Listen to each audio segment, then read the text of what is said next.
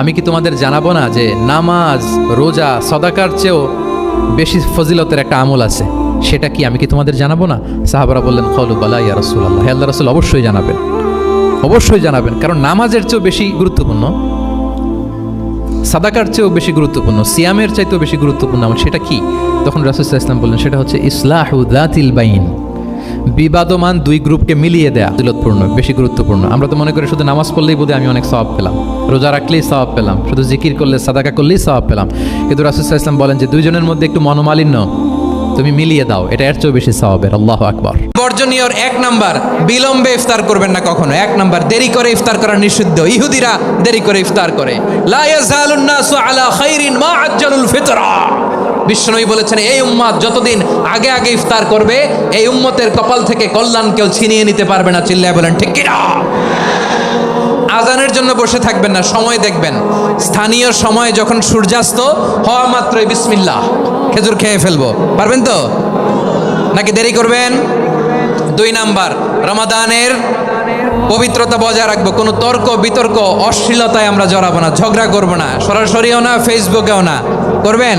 কেউ গালি দিলে বলবেন ইন্নিমরুউন সায়েম, আমি রোজাদার।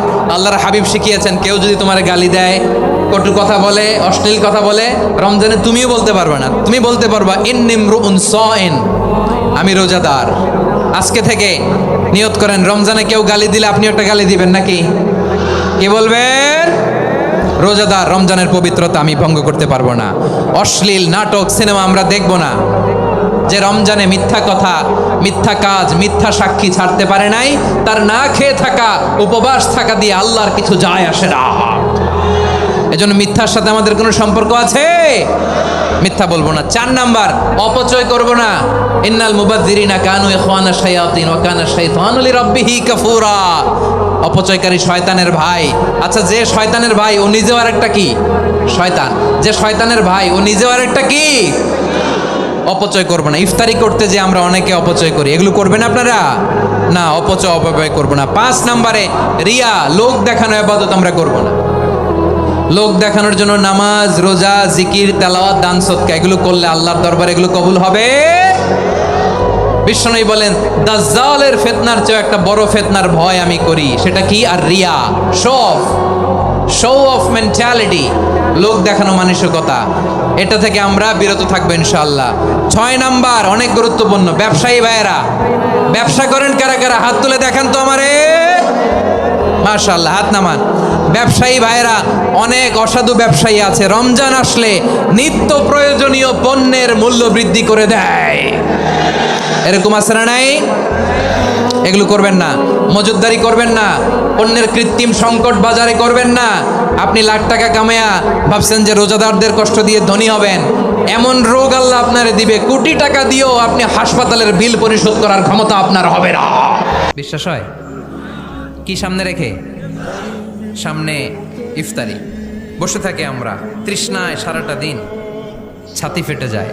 আল্লাহ দেখে, দেখতে দেখতে আল্লাহর একটা সফট কর্নার তৈরি হয়। এটাই সুযোগ কাজে লাগানোর, ঠিক কিনা? মুমিন ঝুঁকবো যে কোপ মারে, সময় মতো কাজ করে, ঠিক কিনা? আল্লাহ তখন ফেরেশতাদেরকে জিজ্ঞেস করে এই ঘটনা কি? খায় না যে? খায় না কেন? আল্লাহ রোজা রাখছে। এগুলো কি? রো আফজা, পেঁয়াজ, আলুর চপ, বেগুনি, মুরগির রান খায় না। খায় না কেন? ওরা যে ক্ষুধার্ত, আল্লাহ আপনার ভয়ে।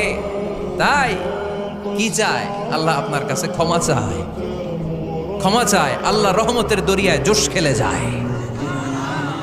আল্লাহ তখন বলে আমারে দেখছে নাকি ওরা? ফেরেশতারা বলে না, দেখে নাই। আমার জান্নাত জাহান্নাম দেখেছে? না, দেখে নাই। আমারে না দেখে, জান্নাত জাহান্নাম না দেখে আমার এত ভয় করে। যাও, আজকের এই রোজার বিনিময়ে এখন বান্দা যা চাইবে সব কবুল করে নেব।